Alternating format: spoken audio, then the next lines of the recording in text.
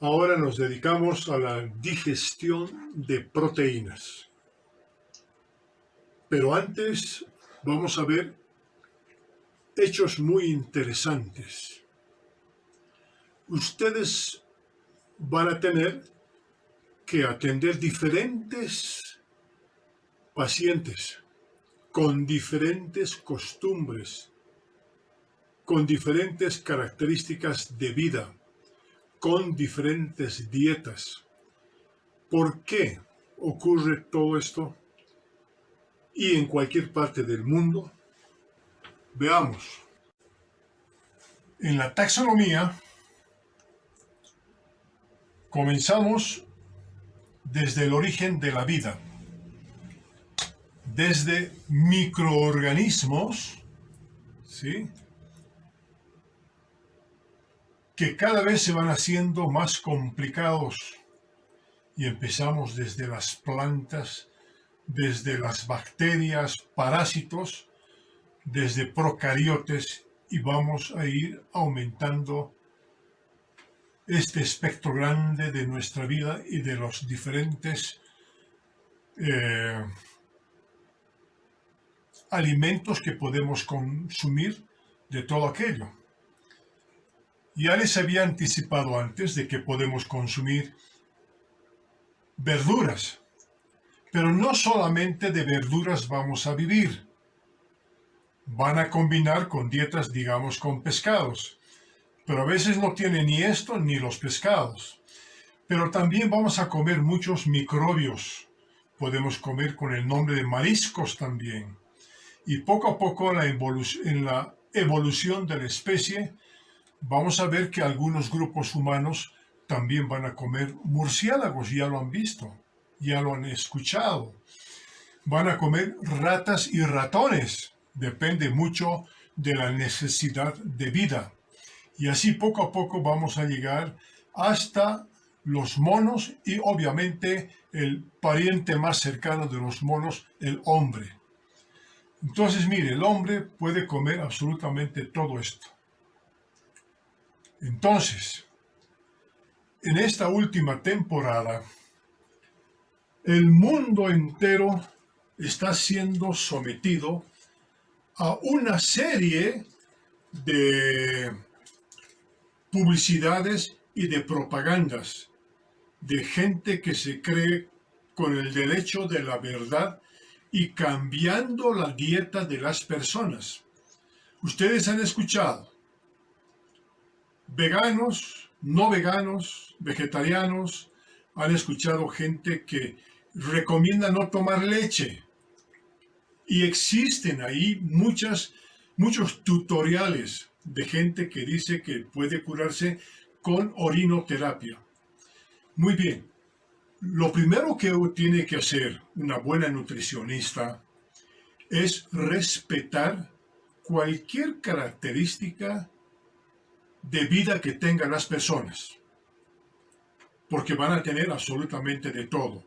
Ustedes han visto en la televisión, en el Google, han visto ahí cómo se promocionan este tipo de personas. No tienen la culpa, están en las ganas de mejorar la nutrición. Pero la nutrición no solo significa comer verduras. ¿Sí? Después les voy a mostrar por qué pasaría si solamente el hombre se transformara en comer verduras. Solamente. O diferentes clases de leches. El hecho de tener el color blanco de las leches no significa que todas sean leches. La cal también es blanca y no es leche. El estuco también es blanco y no es leche. Solo porque es blanco le dan nombre de leches. Pero todo eso lo vamos a discutir más adelante. Entonces, lo importante, primero, cuando ya se vuelven adultas las personas, cambian sus características de nutrición. Entonces, respetémoslas en sus características, pero nosotros siempre vamos a tender a la dieta equilibrada que vamos a insistir sistemáticamente a medida que sigamos avanzando la materia.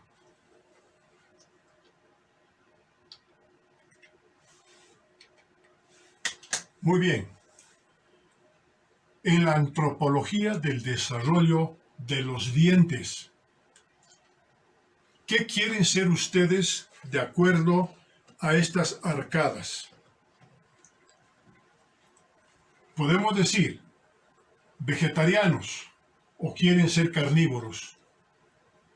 En la evolución genética de las especies, en lo que acabo de mostrar en la taxonomía, existe pues una evolución definitiva que tiene que ver también con las dietas de las personas y de los animales. Por eso es de que genéticamente, miren, los animales tienen diferentes arcadas de dientes, ¿verdad? Los rumiantes, ¿por qué son rumiantes? Porque están comiendo pues verduras y tienen que rumiar verdura, tienen que comer pasto. Entonces tienen sus características propias de los dientes, las vacas en esta parte, los peces, etc. Nosotros hemos evolucionado desde muy pequeños, cambiamos los dientes de leche y luego cada vez se hacen más adultos y existen dentaduras lindas que corresponden al hombre. Y esa es la evolución nuestra en relación a las dietas. Muchos dicen que los dueños de los animales se parecen a los animales, pero entre comillas nomás se parecen, pero no es cierto.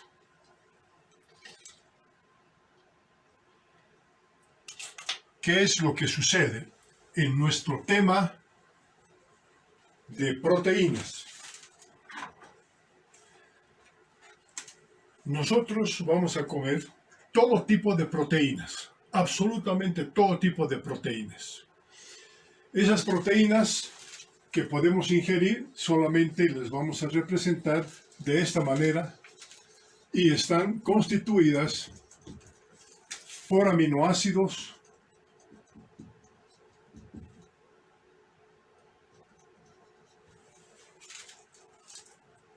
que ya conocen, hacen proteínas y esto que se llama el extremo también C-terminal y en esta otra parte el extremo N-terminal, que corresponde al grupo amino del aminoácido o al grupo amino y carboxilo.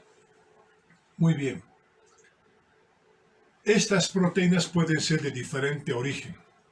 Ahí hemos hablado que podemos comer de origen animal o de origen vegetal.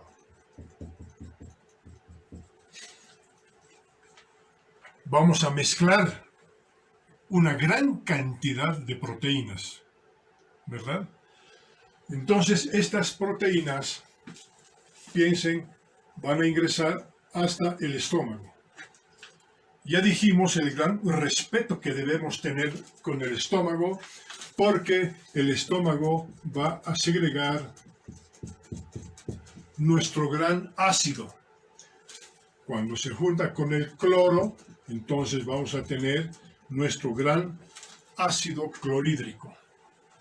Y ojo, hemos hablado ya que tiene un pH muy importante, que comienza con un pH de 1 y puede llegar a diluirse con los alimentos a un pH de 5. ¿Cuál es el rol que juega el ácido clorhídrico?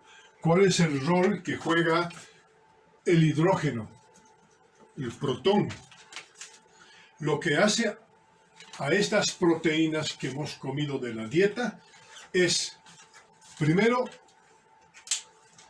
cambiarle sus características físicas. Y eso significa que las van a desnaturalizar.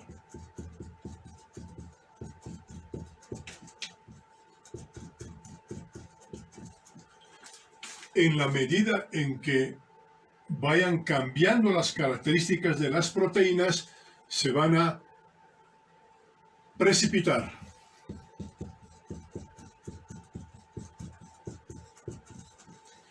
Y un ejemplo muy típico para ustedes, y lo que vemos siempre en el caso de los huevos, coagulación.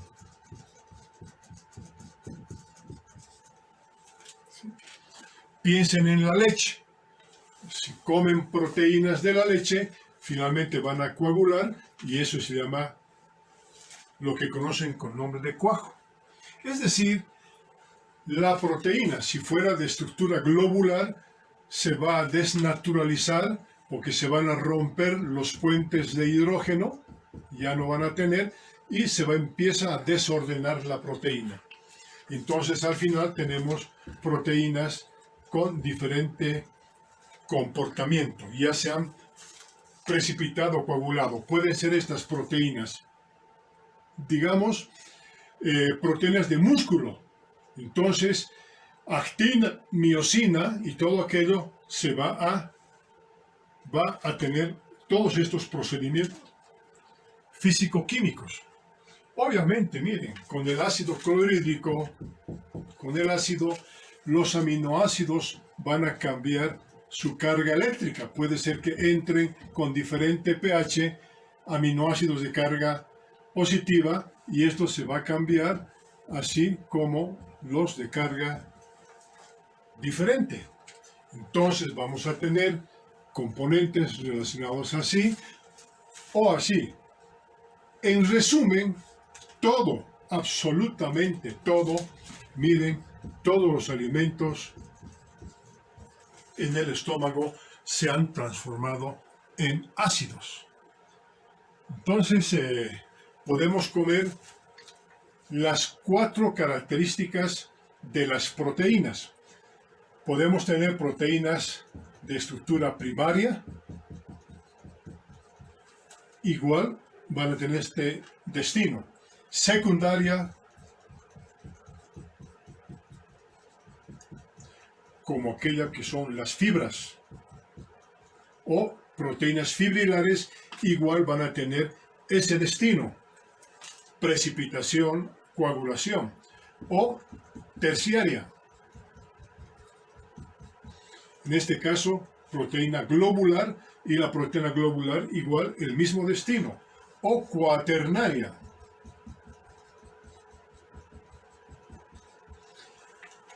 Entonces, en conclusión, las proteínas de origen animal y las proteínas de origen vegetal siempre van a tener el mismo destino.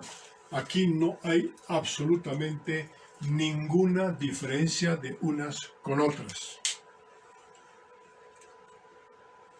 Veamos a continuación qué es lo que va a suceder. Una enzima importante se va a segregar.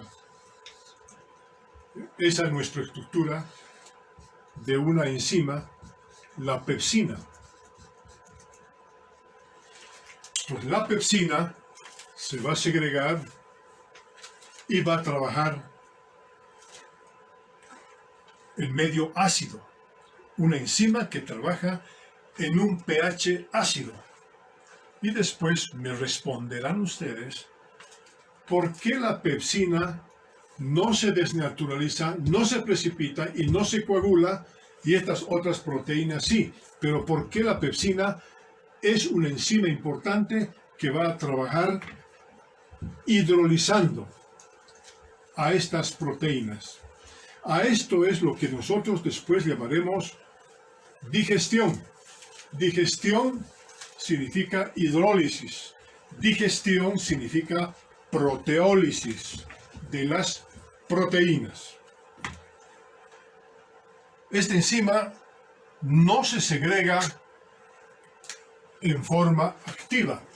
Entonces tenemos aquí nuestra figurita y decimos activa. No, se forma a partir de esto también que podemos llamar propepsina. Eso se llama pepsinógeno, cuyo peso molecular 42.600 daltons. Y este pepsinógeno está con un inhibidor. Esta parte, el inhibidor también pueden llamarle así, propepsina, que no es activa. Cuando se elimina, mire, se elimina por efecto del ácido clorhídrico y se elimina también por el efecto de la misma pepsina. Entonces, Una vez que trabaja el ácido clorhídrico también, miren, se libera el inhibidor y queda la enzima libre, activa, lista para reaccionar. Estructuralmente, la pepsina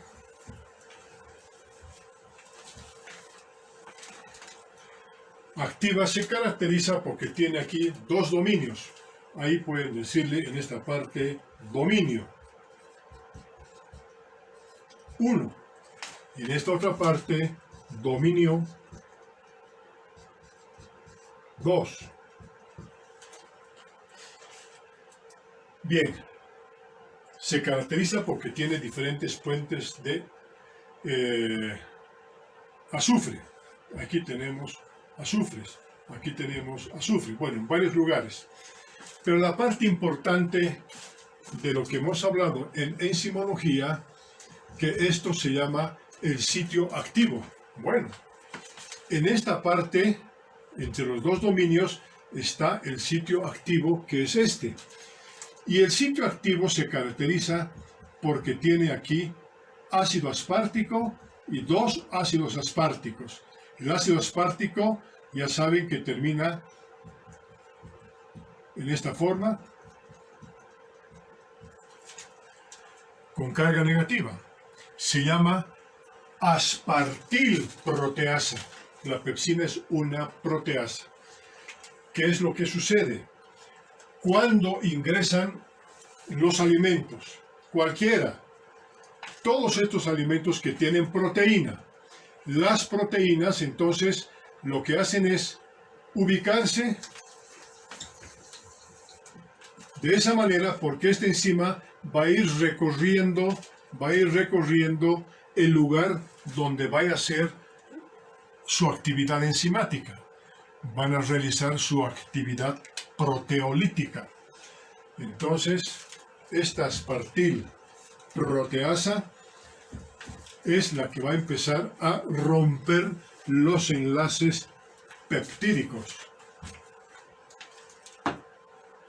¿Cómo rompen los enlaces peptídicos? Veamos algún ejemplo.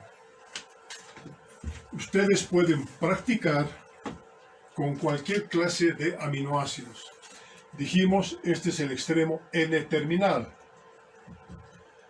Veamos aminoácidos. Podemos decir valina, lisina, arginina, y así pueden poner prolina, tirosina, ácido glutámico, isoleucina, pueden poner cisteína, pueden poner fenilalanina, pueden poner triptófano, lo que quieran, pueden ser metionina, y así tenemos el extremo C-terminal.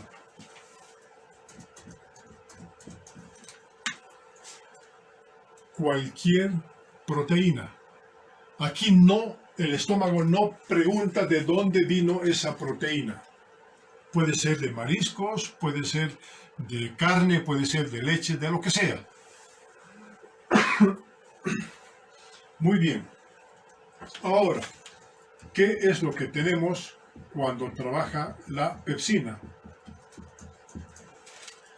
La pepsina tiene lugares específicos donde vaya a producir la hidrólisis.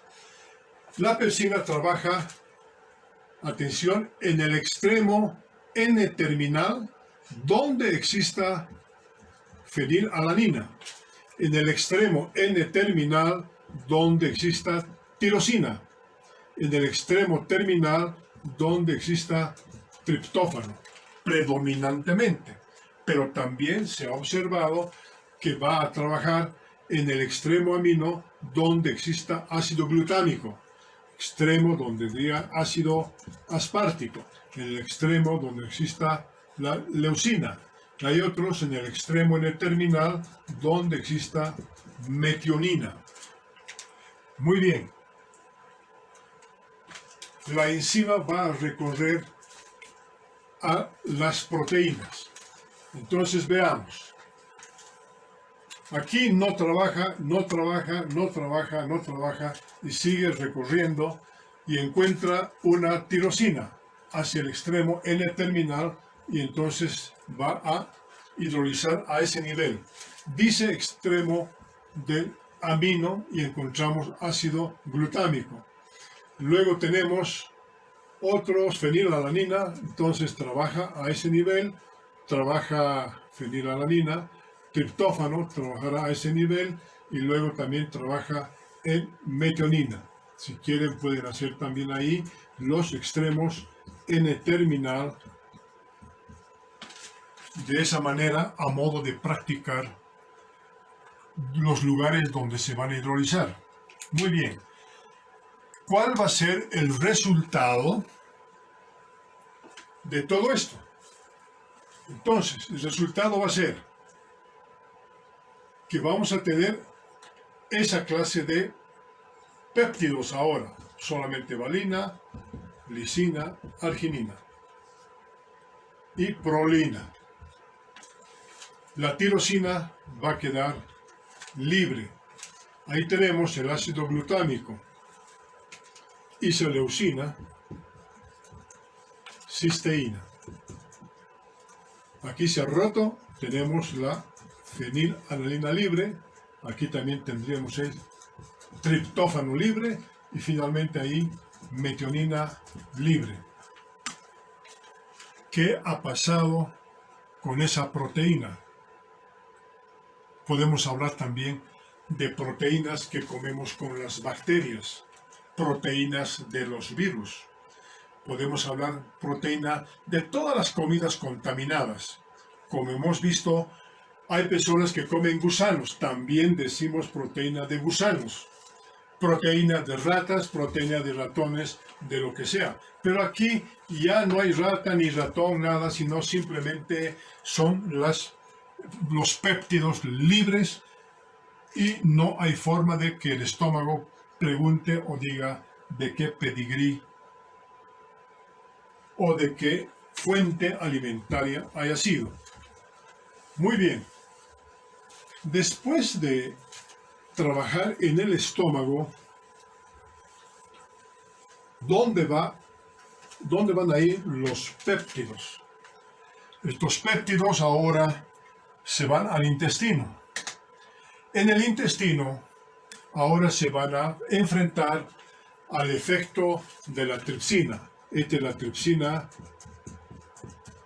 una expresión activa del tripsinógeno inactivo. Entonces, para esta transformación, miren, existe una enteropeptidasa intestinal. Y la misma tripsina, ¿qué es lo que hace? Lo que hace es hidrolizar a estos 6 aminoácidos de uno de los extremos, en lo que podemos decir también que se trata de una protripsina.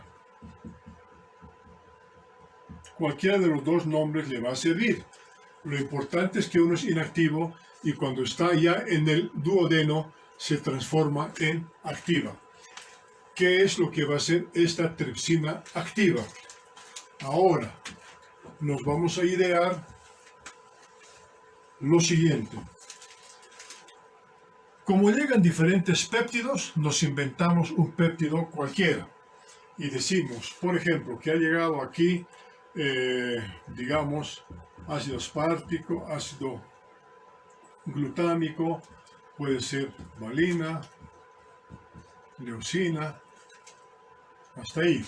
Otro péptido que diga, por ejemplo, arginina,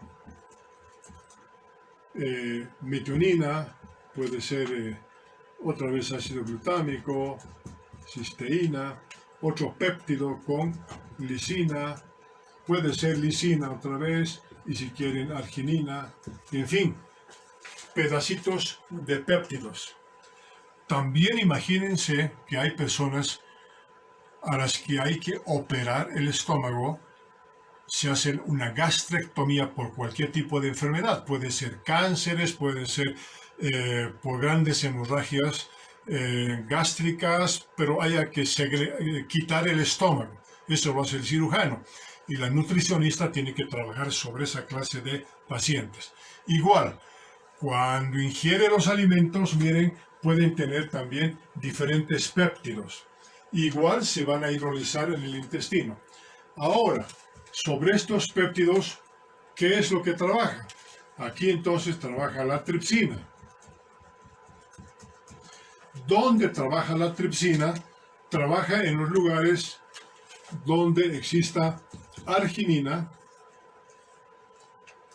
pero a nivel del extremo C terminal, o donde exista lisina en el extremo C terminal, al revés, ¿verdad? Pero a esos niveles en forma específica. La tripsina igual empieza a recorrer todo esto. ¿Qué ha pasado con este péptido? ¿En qué va a quedar este péptido? Dice arginina y lisina. Aquí no hay. Entonces el péptido va a quedar como el mismo, ¿verdad? Recorremos aquí. Dice, trabaja en el extremo C terminal de la arginina y ahora tenemos una arginina libre. Luego aquí, metionina, ácido glutámico y cisteína. Aquí trabaja en el extremo donde dice lisina. Aquí, lisina. Aquí vamos a tener dos lisinas y queda arginina libre. Miren, esto es lo que se llama digestión. Pero popularmente la gente dice digestión al tiempo en que vaya a sentirse relativamente bien psicológicamente.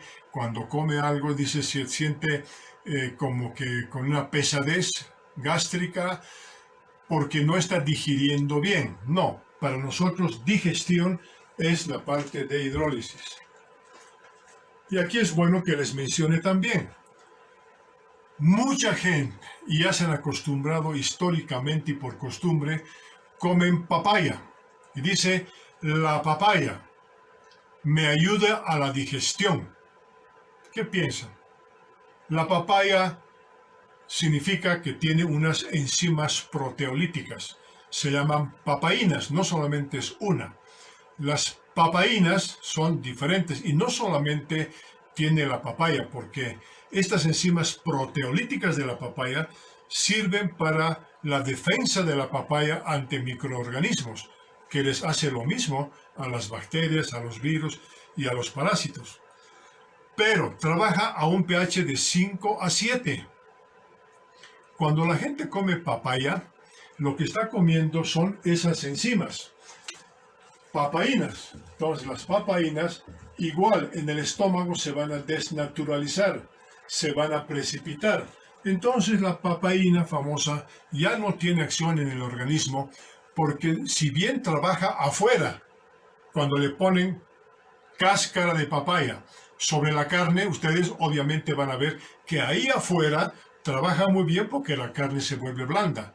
Muy bonito y rico para hacer parrillas y hacer carnes blandas. Inclusive se vende papaína en polvo para reblandecer a las carnes y comerlas más blandas, más suaves. Pero cuando la papaína ingresa al estómago, pues no tiene el mismo efecto. Es casi igual que la misma pregunta. Si nosotros comiéramos papaya, ¿por qué la papaya no digiere al estómago como digiere las carnes fuera del organismo? Entonces, es otra de las preguntas interesantes que hay que resolver técnicamente. Ahí podemos decir que la papaya ahora se ha vuelto en un pH ácido en solamente aminoácidos o en péptidos pequeños. Ahí está el resultado de la papaína, en que ha ayudado a la digestión. Entonces la costumbre psicológica hace que la papaya... He recibido algunas respuestas muy interesantes. Le digo, ¿quiénes comen papaya? Yo. ¿Y cómo se sienten? Unas no sienten nada y otras personas sí sienten algo. Y otras me decían, sí, a mí me funciona. Bueno, esa es la parte psicológica en el tema de dietas. Y si les digo van a comer proteína de mariscos, tampoco pueden decir, a mí me funciona el marisco. Y si comen verdura solamente, no va a decir que solamente la verdura les funciona. Entonces, no. En tema de proteínas, seguimos con la digestión por proteólisis. Y ahora tenemos aquí a la proquimotripsina,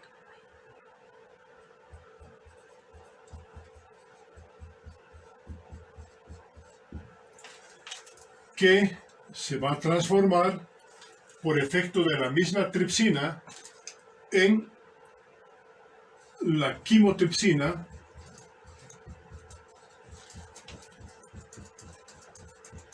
que es la enzima activa. Tengan en cuenta, además, de que estas enzimas ahora van a trabajar en un pH diferente a la del estómago. Diferente porque el pH es aquí de 7.7, 7.8 y podemos tener hasta de pH 8.5. Entonces, el trabajo de estas enzimas es en un pH alcalino. La pregunta es ahora, ¿por qué el estómago tiene el pH alcalino? ¿A qué se debe esa alcalinidad del intestino? Muy bien. La quimotripsina tiene una característica igual, trabaja sobre los extremos carboxilos de la fenilalanina. Extremos carboxilos de la tirosina y extremo carboxilo del triptófano. Podemos decir al revés, si quieren, del trabajo de la pepsina.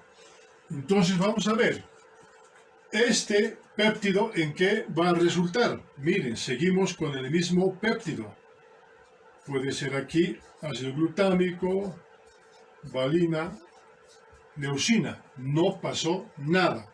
Aquí la arginina sigue libre.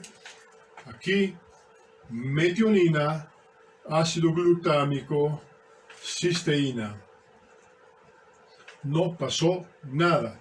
Aquí libre sigue lisina, lisina y la arginina. Muy bien. Pero si encontraran esa clase de enlaces hacia el extremo C-terminal, los va a hidrolizar y los péptidos cada vez van a ser menores. Muy bien. No son las únicas enzimas que van a trabajar en el intestino. El intestino es muy largo, es un tubo que tiene de 6 a 7 y dependiendo del tamaño de las personas, inclusive hasta 9 metros, así como tubo. Pero, miren, decimos como tubo, de 6 metros las personas más pequeñas, hasta 9 metros las personas más grandes, pero como tubo. Pero si cortamos el tubo y extendemos todo el intestino, vamos a tener una especie de cancha de tenis o de un lote de terreno de 300 metros cuadrados a más o menos, dependiendo del tamaño, a 400 metros cuadrados. Entonces, miren, todos los alimentos van a estar ahí en esa superficie. Ya dijimos que aquí hay muchas microvellosidades y esto es lo que aumenta la superficie del área donde van a pasar todos los alimentos. Más o menos podemos decir que estas vellosidades intestinales más o menos se parecen a la estructura de las montañas de La Paz. Pero si nosotros jalamos y hacemos una La Paz plana, vamos a tener nosotros superficies de este tamaño en el intestino. De tal suerte que tenemos mucho tiempo en el intestino para digerir las proteínas. ¿Cuál es el apuro de que mucha gente dice su digestión es muy lenta por 1 hora? Su digestión es muy rápida por 1 hora. Entonces, eso nada más es un tema de impresión, porque aquí van a tener un de 3 a 4, inclusive hasta de 5 horas trabajando las proteínas enzimáticas, las enzimas que hemos hablado, para hidrolizar a todos los péptidos, sean grandes, sean pequeños, o inclusive proteínas íntegras que pueden salvarse del estómago. Entonces, no se apuren en el tema de la velocidad. Estoy hablando de personas normales, porque otra es la situación en temas de patología. Algún día hablaremos de la patología gástrica, hablaremos de la patología intestinal, y eso también es muy diferente. Muy bien, a continuación, miren la cantidad de enzimas que tenemos. Las enzimas que tenemos, todavía miren, esta colagenasa, ya se pueden imaginar, colagenasa que trabaja sobre las fibras de colágeno, ¿sí? Así como cabellos. Los cabellos son colágeno, una forma de colágeno. Entonces comemos mucho colágeno. Entonces la colagenasa, ¿qué es lo que va a hacer? Va a hidrolizar a todas las fibras de colágeno. Luego tenemos otra que es la elastasa. Entonces va a trabajar sobre las fibras elásticas de los alimentos. Y miren, siempre van a existir péptidos cada vez más pequeños. Hay muchas más enzimas. Por ejemplo, tenemos la carboxipeptidasa. A.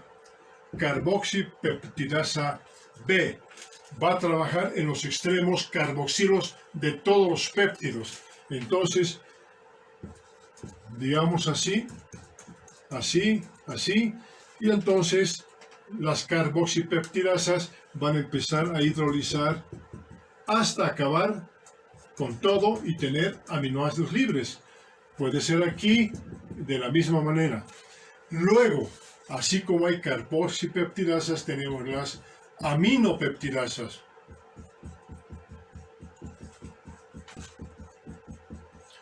De la misma manera, si son péptidos pequeñitos, van a empezar a trabajar a partir del extremo N-terminal y van a hidrolizar absolutamente todo. Luego, si quedaran algunos péptidos pequeños, existen las dipeptidasas. Las dipeptidasas ya son de intestino. Todas estas hacia arriba son pancreáticas y estas son de intestino, conceptualizando también a las tripeptidasas.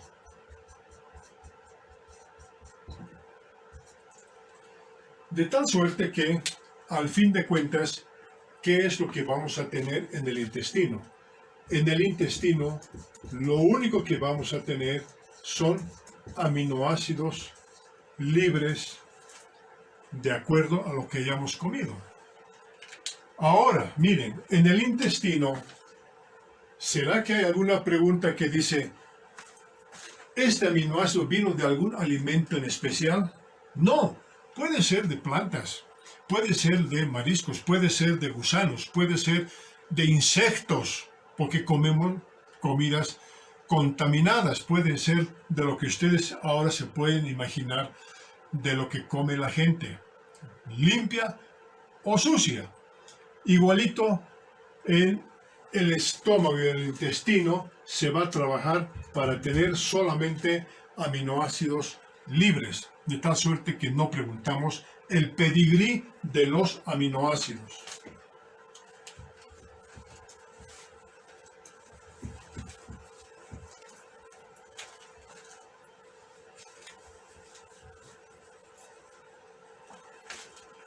Por lo tanto, esos conceptos que dicen esta proteína de algas le va a mejorar su sistema inmunológico es una mentira total, porque al fin de cuentas tenemos aminoácidos de algas. Otros que le dicen, miren, va a comer proteínas de determinada fruta. Ya les dicen a ustedes frutilla. ¿Van a comer frutilla toda la vida? No, la dieta tiene que ser mixta. Luego les dicen, no coman, no tomen leche, coman ustedes solamente leche de nueces o de almendras. No, la historia es la misma, porque esto no le van a preguntar de qué alimento ha venido. Entonces no se pregunta qué. Eso sí, vamos a tener muchos aminoácidos. Y de los más raros justos son los aminoácidos de las plantas. Las plantas son las más raras que existen. Por eso tienen diferentes formas. La lechuga es diferente a la selga y de todo lo que de lo que hablan de verduras y de frutas, tiene los aminoácidos más raros que tengan en su composición. Por eso son las formas de las hojas y de las plantas. Hemos dicho que tenemos más de 200 aminoácidos en los alimentos. Pero atención, el organismo, la genética orgánica, solamente va a absorber los 20 aminoácidos que hemos estudiado, porque son los 20 aminoácidos estándar. El genoma, el DNA, no acepta así nomás cualquier aminoácido. Además dijimos que los que se aceptan son los L-aminoácidos, pero también pueden absorberse D aminoácidos que después se van a transformar en L-aminoácidos y se van a absorber. Muy bien. En tema de absorción de los aminoácidos ahora,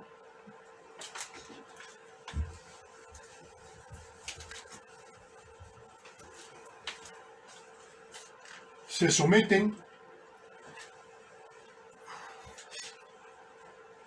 a la gran selección que tienen las microvellosidades de intestino. Entonces solamente va a aceptar a los 20 aminoácidos. ¿Qué va a pasar con los otros aminoácidos raros que dijimos más de 200? Estos aminoácidos que son rarísimos, entonces van a terminar en materia fecal y no se van a utilizar, ¿verdad? Esa famosa recomendación de que solamente tienen que vivir comiendo verduras, igual que ya hablamos de los mamíferos, es muy diferente a lo que pasa en el hombre. Esta absorción es muy interesante porque tiene un transporte activo, requiere de ATP y se asocia a canales de sodio y potasio. Miren el efecto muy interesante. Todas las células del organismo no aceptan componentes grandes, siempre se aceptan componentes muy pequeñitos. Solamente miren aminoácidos y asociados a canales. Canal de potasio, cloro, aquí diríamos solamente moléculas pequeñas, aquí tenemos sodio, tenemos calcio. Entonces, miren la gran selección que tenemos en esos 300 o 400 metros cuadrados de intestino. No se absorbe así nomás cualquier cosa, cualquier aminoácido. Además es un transporte activo que se denomina transporte contracorriente.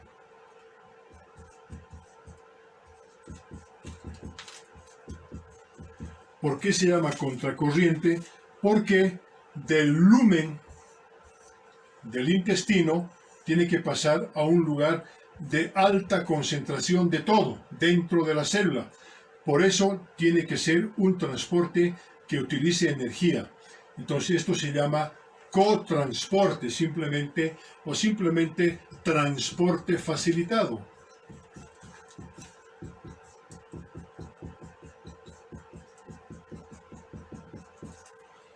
También se llama simporte.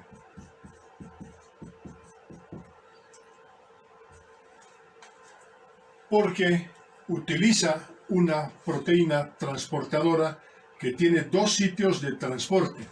Esta proteína transportadora va a utilizar un sitio para ingresar junto con sodio. Entonces, el sodio con este sitio activo, el aminoácido con este sitio activo, ingresa dentro de la célula y el sodio también. Pero en contraposición a todo esto, cuando ingrese el sodio, también puede salir potasio y así se va intercambiando, y como son similares, por eso se llama transportes facilitados y no desimporte. Este es un buen ejemplo también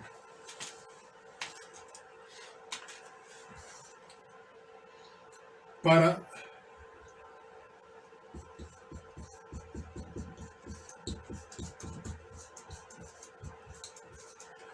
recordarles el famoso dióxido de cloro. ¿Sí? Dióxido de cloro es una molécula grande. Debido a que nosotros tenemos estos canales de absorción, no se absorben esta clase de compuestos. Peor todavía cuando se forman sales, que ya hemos hablado en la anterior clase.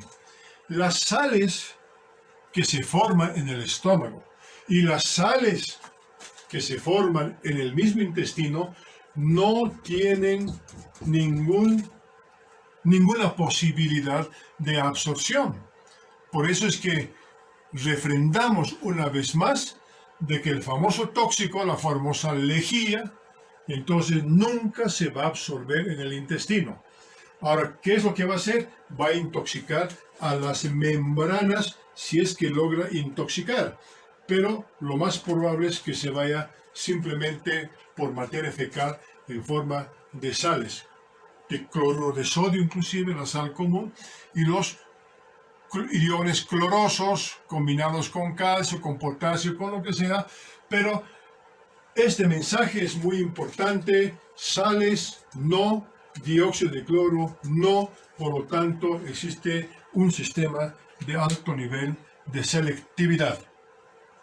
En eso tienen que ser claras y tienen que ser muy orgullosas de lo que están aprendiendo ahora y de las cosas que ocurren en nuestro medio por muchas personas que tratan de cambiar la nutrición. Además, más específicamente, aquí tenemos la membrana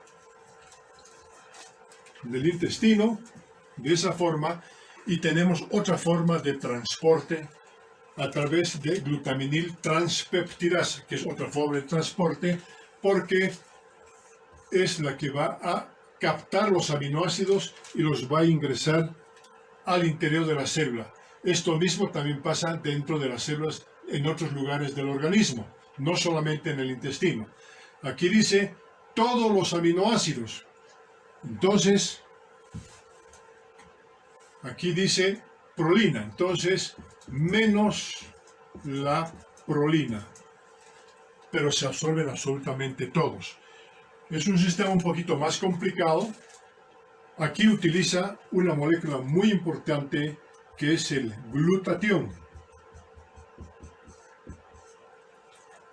Imaginen cualquier célula ahora que sea aminoácido también de la sangre que atraviesa la célula, y el glutatión con esta transpeptidasa va a permitir transportar el glutamato con el aminoácido. Y aquí es algo importante porque este glutamato que transporta es el gamma glutamato.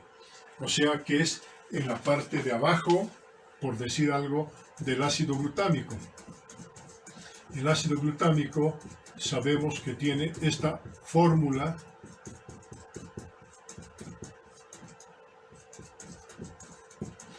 Entonces, alfa, beta, gamma. Entonces, este gamma glutamato es este. Aquí es donde se transporta el aminoácido en esta molécula. Luego se disocian las moléculas, pero el aminoácido está ya dentro de la célula para la disposición que se requiera, que puede ser para la síntesis de proteínas o puede ser aminoácidos que se van a metabolizar ahí adentro. Después tenemos aquí esta otra clase de reacciones, forma de oxoprolina, otra vez con el glutamato se va a ir uniendo con la cisteína y luego vamos a tener otra vez la reconstitución del glutamato y por eso, por esta actividad cíclica se llama ciclo del glutamato o ciclo del ácido glutámico. Esto no es todo, porque también existe una participación muy importante de la vitamina B6 que hemos estudiado también anteriormente y les hago un recuerdo a continuación. La vitamina B6 también va a participar y dijimos que la vitamina B6 tiene esta fórmula en forma de coenzima.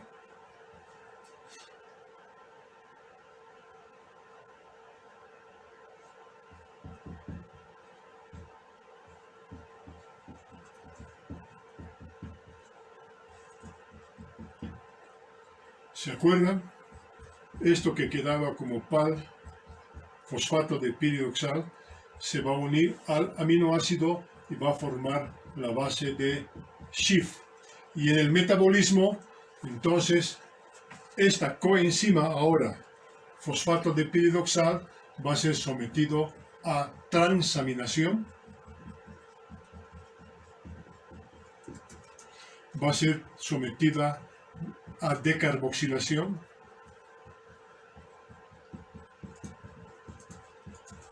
o el metabolismo de los grupos R de los aminoácidos. De modo que tienen que repasar la actividad de la vitamina B6. Gracias.